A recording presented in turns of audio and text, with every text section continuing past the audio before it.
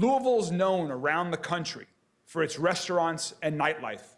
But after several incidents like this shooting, it has become clear that there are several bar and club operators who are not focused on a safe environment for residents and visitors.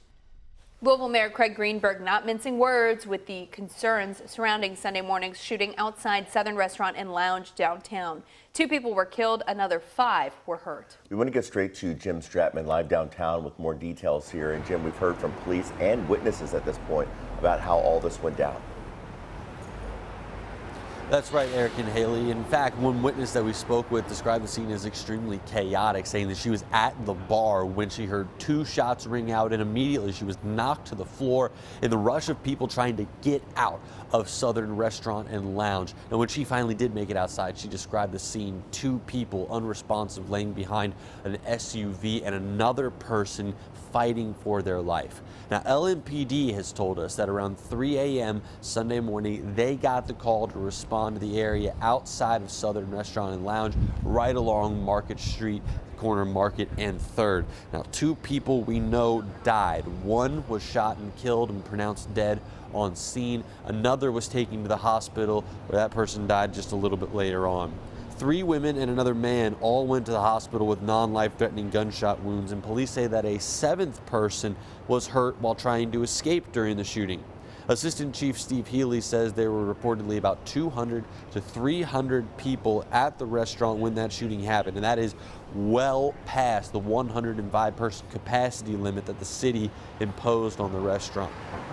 Speaking just hours after the shooting yesterday, Louisville Mayor Craig Greenberg said there are many local bars that do follow the rules for patrons, but a handful do not. And so now he is calling attention to what time Louisville bars actually close. We have to look at the ordinances that are on our books right now, because there are too many of these incidents happening in the middle of the night when bars and clubs are the only businesses that are still open. I'm calling on my colleagues at Metro Council to determine whether bars in our city should stay open till 4 a.m. or, like many other cities in America, 2 a.m. is late enough. Now, that 2 a.m. time that you just heard Mayor Craig Greenberg mention is pretty common throughout the rest of Kentucky as well. We also know that Indiana and Tennessee have abide by a 3 a.m. last call time. And we also learned that this is not the first infringement that Southern Restaurant and Lounge has had against the city. I'll talk more about that coming up in just about 30 minutes. Eric, Haley? Jim, thanks so much. Now, just hours after the shooting, people in the Crescent Hill neighborhood came together to help ease the pain after such an act of violence. More than a dozen people expressed their frustrations as they honored those affected by the shooting. They're also looking to officials for solutions to save more lives. Our legislators need to act. They need to do something, and we need to let them know that it is very important to us. The group plans to contact state legislators and Louisville Metro Council members. In the meantime, Mayor Craig Greenberg says Southern Lounge will remain closed. Alcohol and Beverage Control reached out to state officials to terminate the bar's license. To hear what other city officials are saying about the shooting and the violence in our community, we have a full press conference on our website, WHAS11.com. 6:05 now. Kentucky State Police are investigating a fatal crash in Grayson County. Troopers say around 1 p.m. Saturday, 70-year-old Elizabeth Roof was traveling on Salt River Road when she failed to stop at an intersection and crashed into an SUV. She was taken to a hospital in Owensboro, where she later died. The driver of that SUV is recovering at Norton Hospital in Louisville. The man accused of chaining a woman to the floor of a house in Park Hill is expected in court today.